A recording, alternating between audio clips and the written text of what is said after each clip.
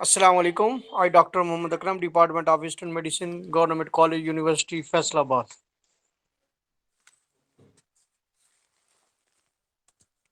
أعوذ بالله من الشيطان الرجيم بسم الله الرحمن الرحيم إذا زلزلت الأرض زلزالها وأخرجت الأرض أثقالها وقال الإنسان ما لها يومئذ تحدث أخبارها بأن ربك أوحى لها يومئذ يصدر الناس أشتاتا ليروا أعمالهم فمن يعمل مثقال ذرة خيرا يره ومن يعمل مثقال ذرة شرا يره. نیکسٹ ہم دعوت دیتے ہیں زنیرہ اسلم کو کہ وہ اپنا لیکچر پریزنٹ کرے.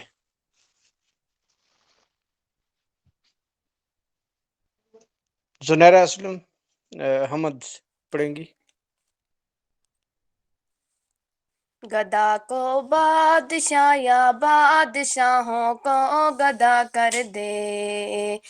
گدا کو بادشاہ یا بادشاہوں کو گدا کر دے، میرے مالک تو جب چاہے کسی کو کیا سکا کر دے، جسے تو گھیر لے اس کو چھڑا سکتا نہیں کوئی، جسے تو گھیر لے اس کو چھڑا سکتا نہیں کوئی،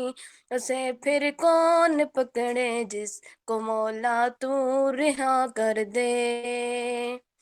احاطہ تیری طاقت تیری قدرت کا کرے کیسے، تو لفظ فقط کہہ کر یہ دنیا پیدا کر دے، نبوت سے رسالت سے نوازے یوں تو بے حد کو، مگر ختم نبوت ایک امی کو عطا کر دے، کبھی کنواں کبھی منڈی کبھی پھر قید میں یوسف، کبھی یہ مصر کا قیدی مصر کا بادشاہ کر دے، کبھی تو بادشاہوں سے منگائے بھیک در در کی، کبھی ایک مصر کا قیدی مصر کا بادشاہ کر دے، وہ کر دینے پہ آ جائے تو دے دے بیٹیاں بیٹے، وہ نہ چاہے بہت سو کو تو یوں ہی چلتا کر دے، مکینوں کو مکانوں کو زمینوں آسمانوں کو، تو جب چاہے تو سب کچھ ایک لمحہ میں فنا کر دے، میرے اللہ کی رحمت و عنایت دیکھیے ارشد، کہ موسیٰ لینے جائے آگ پیغمبری عطا کر دے، گدا کو بادشاہ یا بادشاہوں کو گدا کر دے، میرے مالک تو جب چاہے کسی کو کیا سے کیا کر دے.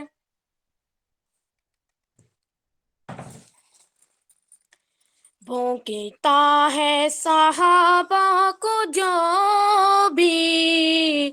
رحم کھانے کے قابل نہیں ہے، بھونکتا ہے صحابہ کو جو بھی رحم کھانے کے قابل نہیں ہے، اس کو پھانسی پہ لٹکاؤ بس، اس کو پھانسی پہ لٹکاؤ بس، وہ بچانے کے قابل نہیں ہے، جو یہ بولے کہ کل غلط ہے اور آقا کا فرما غلط ہے، خود کو مسلم یا مومن کبھی بھی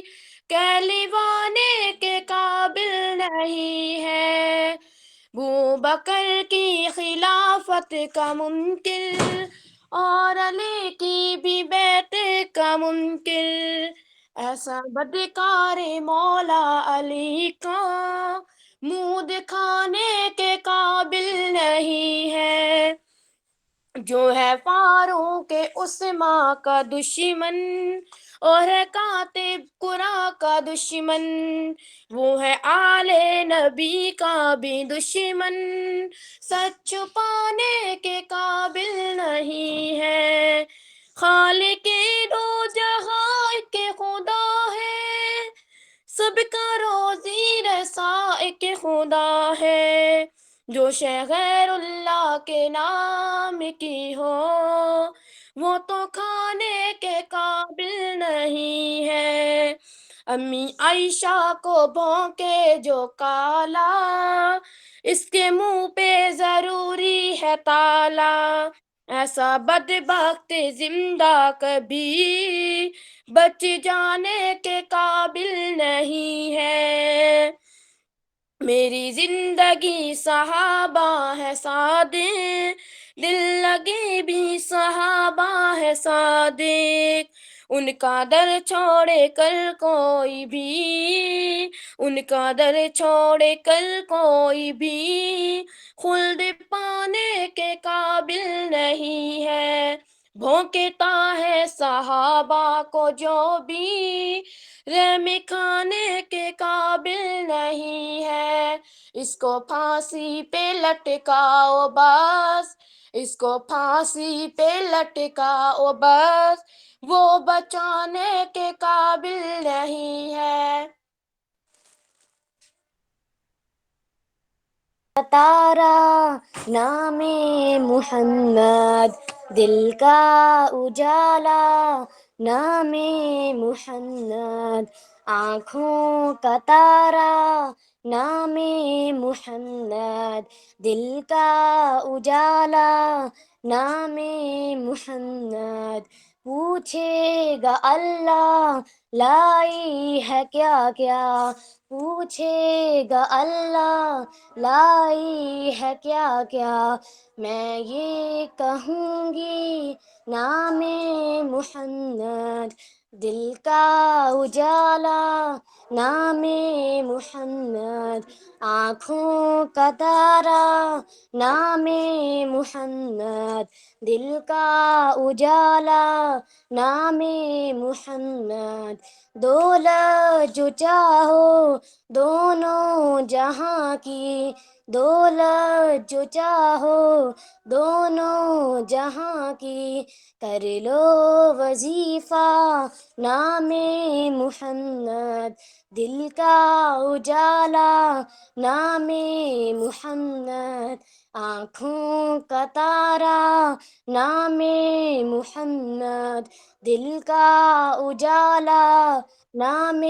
محمد اللہ اکبر رب العلا نے، اللہ اکبر رب العلا نے ہر شیپ پہ لکھا نام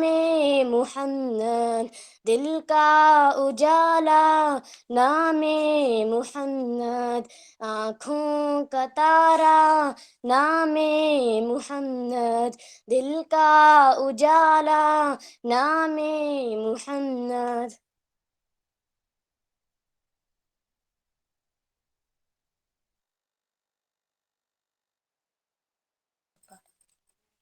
الہ الا اللہ، لا الہ الا اللہ، لا الہ الا اللہ، حسبی ربی جل اللہ، ما فی قلبی غیر اللہ، نور محمد صلی اللہ، لا الہ الا اللہ، حسبی ربی جل اللہ، ما فی قلبی غیر اللہ، نور محمد صلی اللہ، لا الہ الا اللہ، سمت نبی ابو جہل گیا، آقا سے اس نے یہ کہا، سمت نبی ابو جہل گیا،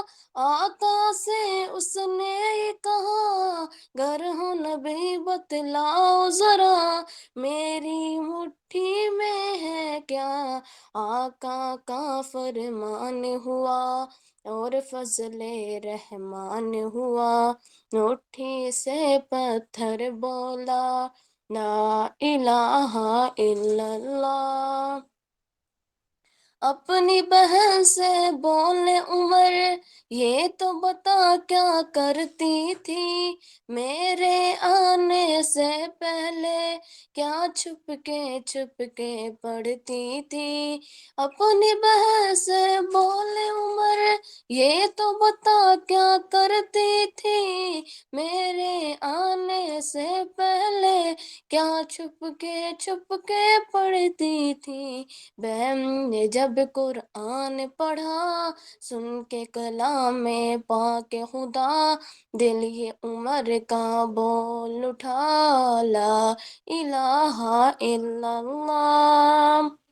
وہ جو بلال حبشی ہے سرور جی کا پیارا ہے، وہ جو بلال حبشی ہے سرور جی کا پیارا ہے، دنیا کے ہر عاشق کی آنکھوں کا وہ تارا ہے۔ ظلم ہوئے کتنے ان پر سینے پر رکھا پتھر، پھر بھی زباں پر جاری رہا لا الہ الا اللہ۔ حسبی ربی جل اللہ ما فی قلبی غیر اللہ، نور محمد صلی اللہ لا الہ الا اللہ۔ دنیا کے انسان سبھی شرک و بدعت کرتے تھے، رب کے تھے بندے پھر بھی بت کی عبادت کرتے تھے۔ بت خانے ہیں تھرائے میرے نبی ہیں جب آئے، کہنے لگی مخلوق خدا لا الہ الا اللہ۔ گلشن کلمہ پڑھتی ہے، چڑیا کلمہ پڑھتی ہے، دنیا کی مخلوق سبھی ذکر خدا کا کرتی ہے، کہتے سبھی ہے جن و بشر،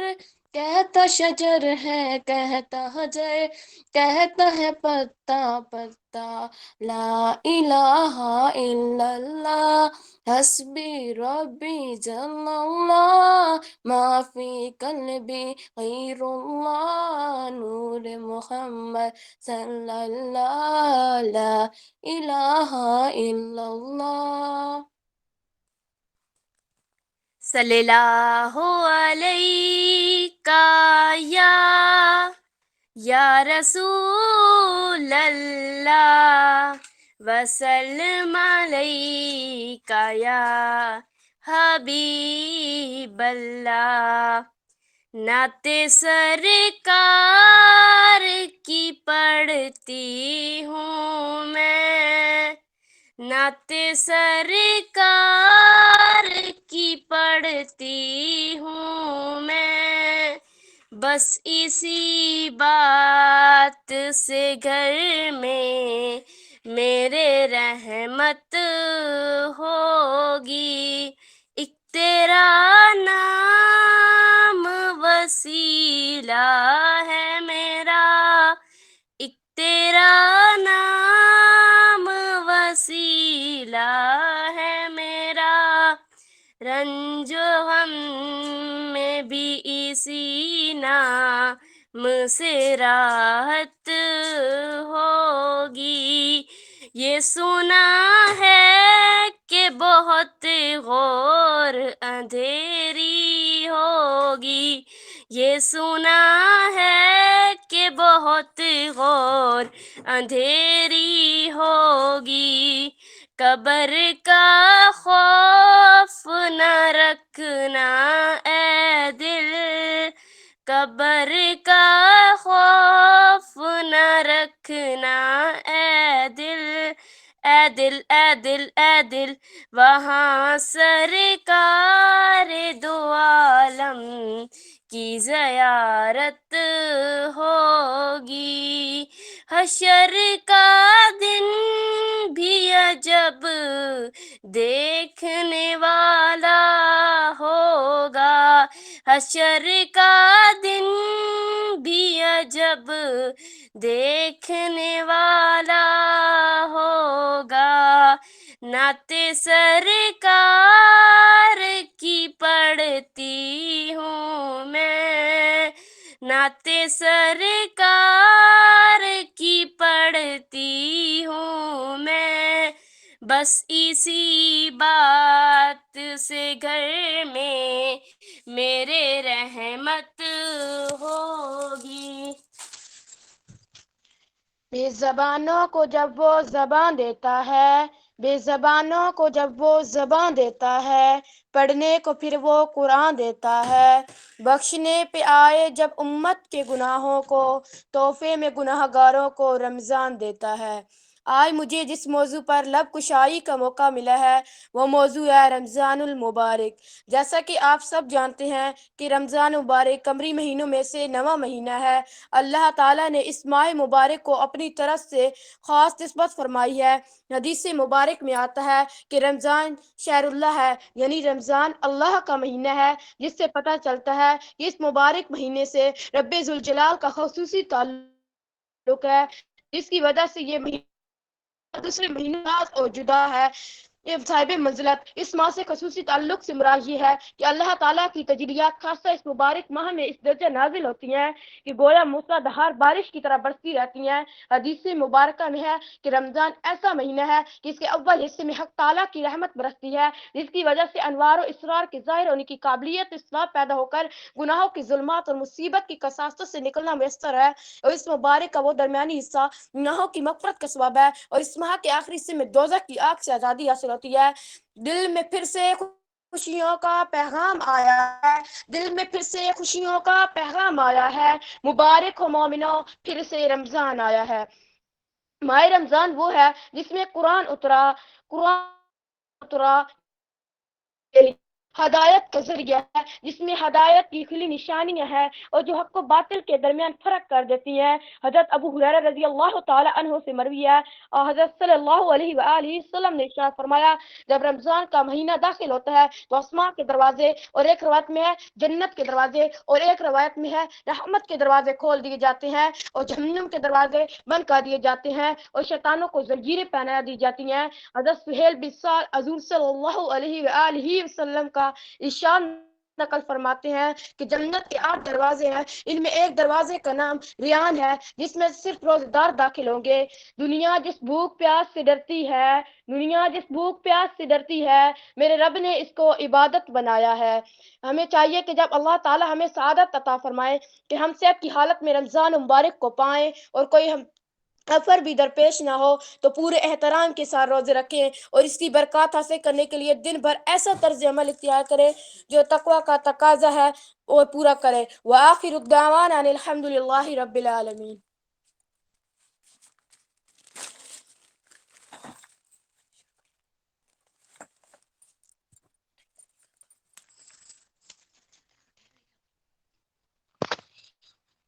ہیں نبی کریم صلی اللہ علیہ وسلم نے شعبان کی آخری تاریخ میں ہم لوگوں کو وعظ فرمایا کہ تمہارے اوپر ایک مہینہ ہے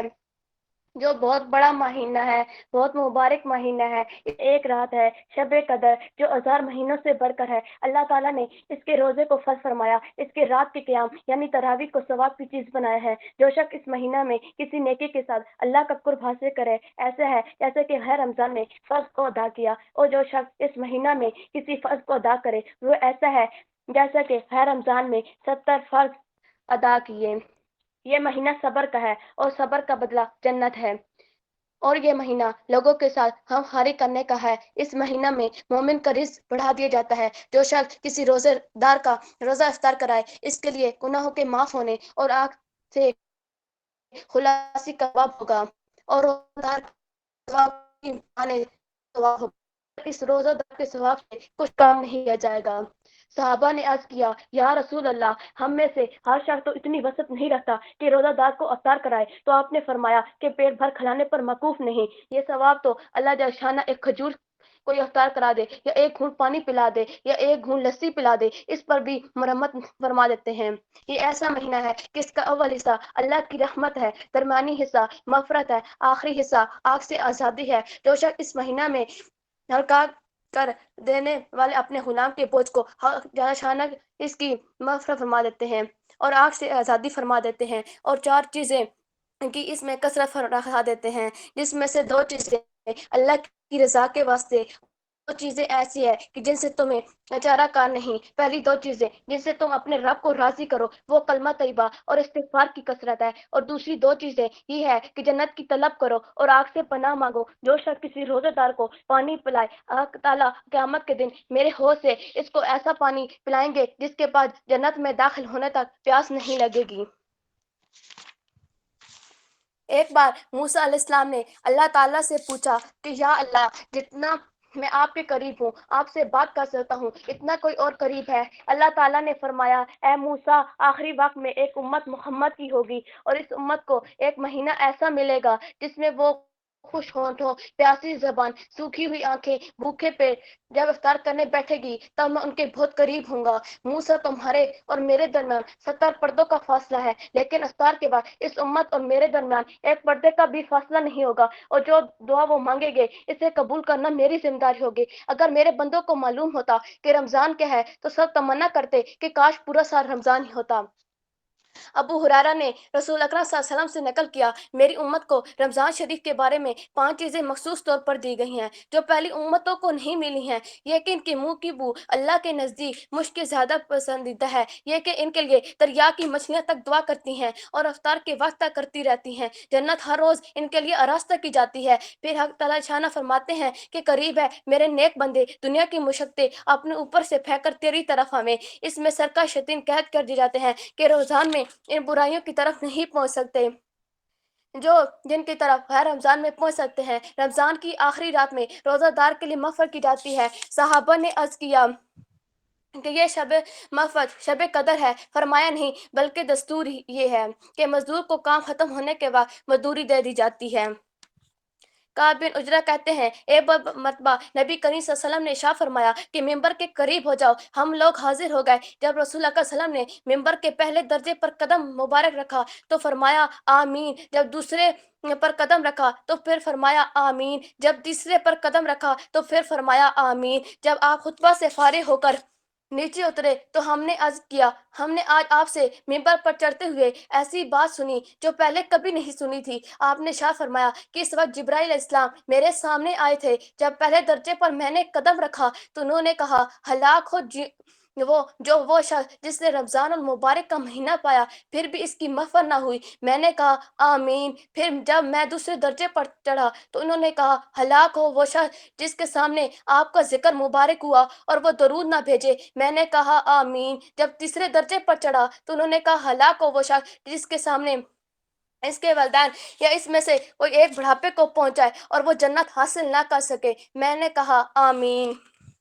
حضرت عبادہ کہتے ہیں ایک مرتبہ رسول اکرم صلی اللہ علیہ وسلم نے رمضان المبارک کے قریب ارشاد فرمایا کہ رمضان کا مہینہ آ گیا ہے جو بڑی برکت والا ہے، حق تعالیٰ اس میں تمہاری طرف متوجہ ہوتے ہیں اور اپنی رحمت خاصہ نازل فرماتے ہیں، خطاؤں کو معاف فرماتے ہیں، دعاؤں کو قبول کرتے ہیں، تمہارے تنافس کو دیکھتے ہیں اور ملائکہ سے فخر کرتے ہیں، بس اس کو اپنی نیکی دکھلاؤ۔ بد نصیب ہے وہ شخص جو اس مہینہ میں بھی اللہ کی رحمت سے محروم ہو جائے۔ نبی کریم صلی اللہ علیہ وسلم کا ارشاد ہے کہ رمضان المبارک کی ہر شب روز میں اللہ کے یہاں سے جہنم کے قیدی چھوڑے جاتے ہیں، اور ہر مسلمان کے لیے ہر شب روز میں ایک دعا ضرور قبول ہوتی ہے۔ رسول اکرم صلی اللہ علیہ وسلم کا ارشاد ہے کہ 3 آدمیوں کی دعا کبھی رد نہیں ہوتی، ایک روزہ دار کی افطار کے وقت، دوسرے عادل بادشاہ کی دعا،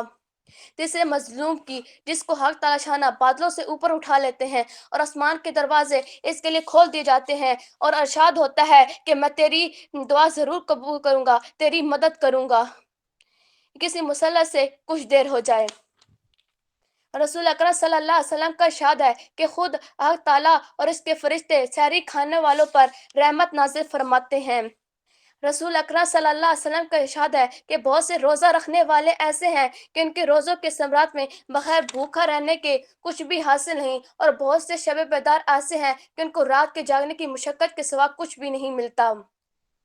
رسول اکرم صلی اللہ علیہ وسلم کا ارشاد ہے کہ روزہ آدمی کے لیے ڈھال ہے جب تک کہ اس کو پھاڑ نہ ڈالے۔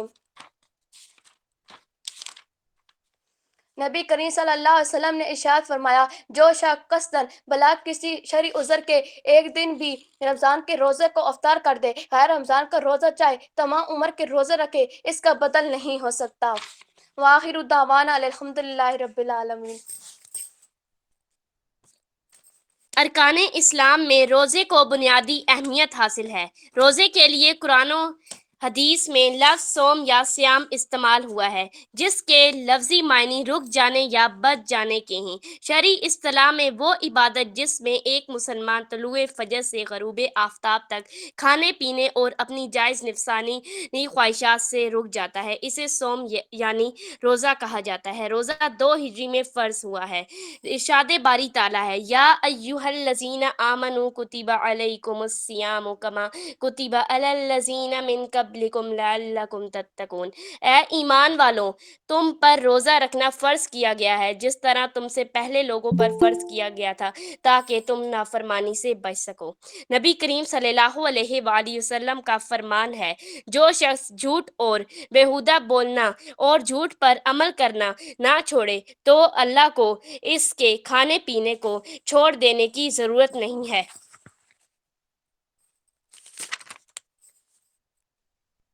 کسی مسلمان کو افطار کروانے کے لیے صرف کھجور، پانی یا حسب توفیق دسترخوان بچھانے پر بھی اجر و ثواب کی نوید سنائی گئی ہے۔ نبی کریم صلی اللہ علیہ وآلہ وسلم نے فرمایا کہ جس نے کسی روزے دار کا روزہ افطار کرایا تو اسے بھی اس کے برابر ثواب ملے گا، بغیر اس کے روزے دار کے ثواب میں سے ذرا بھی کم کیا جائے گا۔ رمضان المبارک کے آخری عشرے میں خواتین و حضرات اعتکاف کی سنت ادا کرتے ہیں۔ رمضان المبارک کے بابرکت مہینے میں نبی اکرم صلی اللہ علیہ وآلہ وسلم کو دیکھ کر صحابہ کرام رضی اللہ تعالی عنہ بھی عبادت میں کمر بستہ ہو جاتے تھے۔